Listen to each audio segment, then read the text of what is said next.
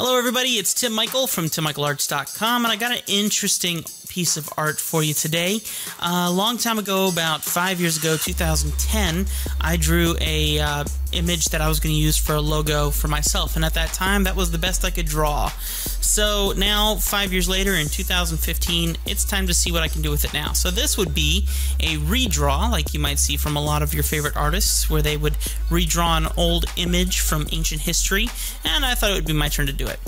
And as you guys can see, going through my regular sketching phase that you know that I always do, pre-sketching is always important. Do not think that you can get away with something without a proper pre-sketch.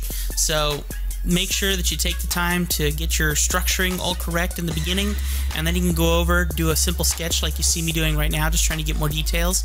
This is not my final line work. This is kind of step 2 of a 3-step process. You know, AA for artists or something, and the goal is just to get things kind of meshed out and get the structure that I'm looking for. Trying to draw the hands and things like that a little better than I did last time.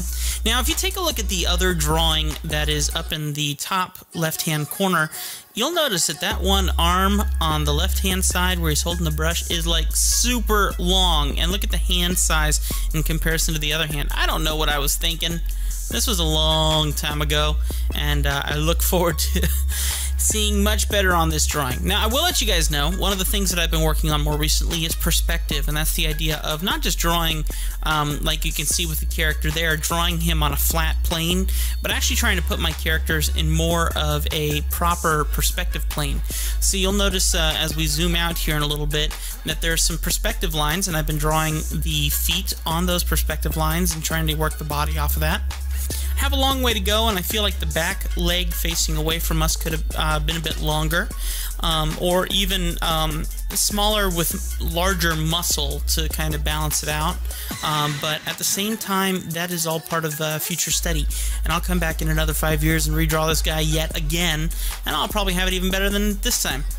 Overall, I think this image probably took about 3 to 4 hours to draw, and it was over a 2-day period, and really enjoyed it. It was fun to see how far I've come just looking at the other drawing and then looking at him while I was creating him, and just feeling a sense of accomplishment. And that's something I would strongly suggest for all of you guys. Take old artwork and attempt to redraw it. If you're someone who needs to kind of be reminded of how far you've come, that is a wonderful way to do it. Take one of your old sketches that you were so proud of in the past and redraw it and see how much you've improved. Honestly, I look forward to the next 5 years, and I look forward to seeing how much more I improve even then. Alright, so I haven't told you guys this yet, but I'm working in Manga Studio EX5, for those of you who are wondering, and I am working on a Wacom Cintiq 21UX. It's a brand new toy that I have here in my studio that I've been saving up for a little while, and I'm in love with it. It is huge. It actually takes up most of my desk, so I'm trying to find some alternatives when it comes to setting it up on my desk.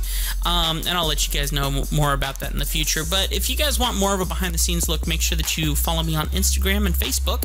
Just look up Tim Michael Arts on Instagram and on Facebook, and you'll find me on there. And of course, one of the beautiful things about Manga Studio is the line work, but also its ability to fill areas quickly.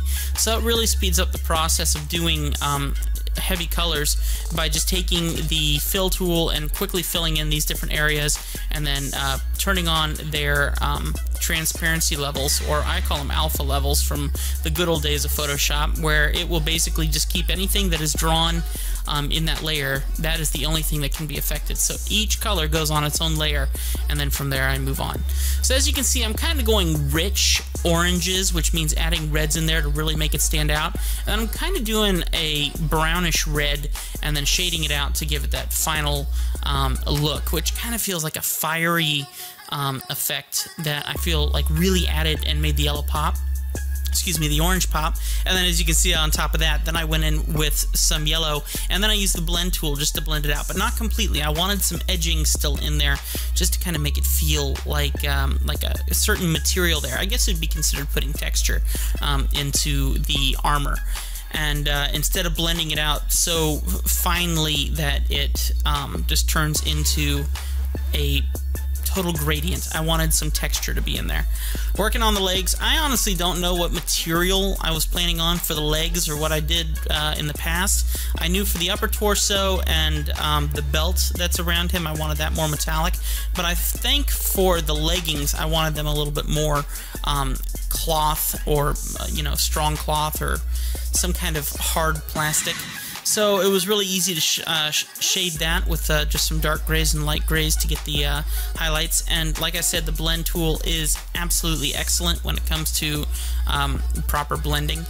In the past, you can see that I used some very heavy white tones to create a bit too much of an overabundance of reflection, and since then I've realized that less is more in this case. So to shade it down, to use much less in the highlights, is actually going to make it pop even more, and you can see that especially in the shields and all the armor. I wanted to not draw these guys. I wanted to totally leave them off, but I wanted to make sure that it was as reminiscent of the past. So yes, I drew the pencils. It wouldn't have been my first choice. I would have skipped them. I would have skipped the brush too, but I'm trying to keep things as much as possible, and try and redraw the same guy. So yeah, I did that. If you guys are curious about how I draw eyes, I got a great tutorial on how to draw eyes on YouTube, and also on my website. You can check those out. And then finally shading these lips and trying to make sure they don't look feminine. And then one of my new tricks that I've been using recently is using an airbrush to paint in just some blushes, areas where blood would be popping towards the top of the skin. And then you'll see a little bit later, I'll actually dull that even more. That way it looks a little less feminine. I had blue in the final design for the other characters, so I thought I'd go ahead and add some just very basic blue highlights just on the tips of the hair that I have on this character. And we are coming close to a finish, so guys, please remember that you can go to timmichaelarts.com and order a caricature for yourself. And in the near future, we will have tutorials available again on the website. That is a work in progress. Also, make sure that you stop by my Facebook, Instagram, and my YouTube channel. You can just look up Tim Michael Arts on all those.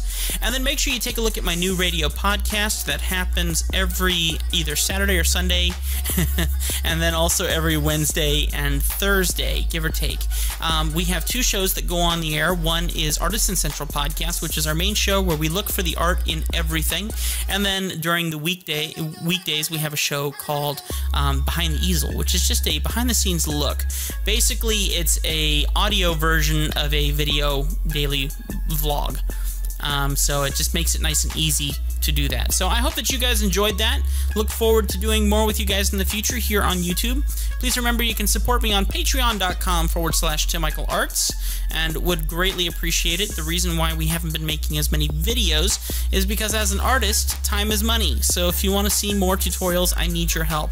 All these tutorials will always be free, but it means a lot when you guys donate. So take a look at patreon.com/TimMichaelArts. Consider donating 50 cents, $1 for every time I make a new YouTube video. And by the way, thank you to all of my supporters who are right now paying for this new video going up on YouTube. Alright, God bless you all. I love you guys, and I'll see you next time right here on Tim Michael Arts on YouTube. Thanks a lot.